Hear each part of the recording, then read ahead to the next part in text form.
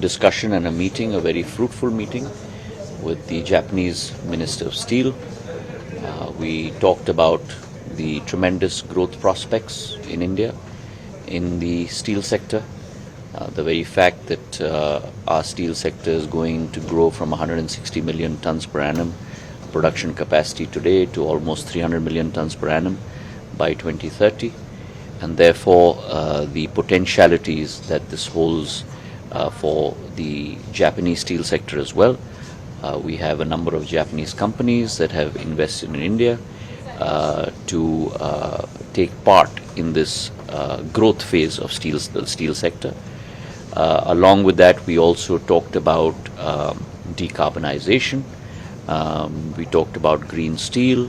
We talked about the usage of scrap to produce steel, the path forward between our two countries, India and Japan, from a global perspective, keeping in mind the responsibilities that both of us have towards carbon net zero. Prime Minister Modi has committed to 2070 to net zero emissions. We have a journey between this year and 2030 wherein we will be pursuing strategies of efficiency, both on the energy side, the raw material side, and the process side.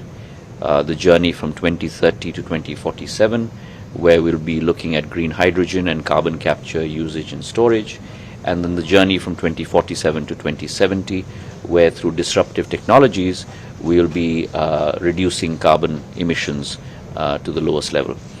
So we had a very detailed discussion on this, talked about the common strategies that we can develop in terms of the path forward, the exchange of best practices, the exchange of new technologies, Japanese investment in India, which will be close to about 5 trillion yen, which is $42 billion over the next few years, not only in the steel sector but in other sectors as well. And therefore it was a very positive meeting, and I'm very confident that post this meeting will emerge many areas and in many platforms where India and Japan will work closely together with regard to the steel sector.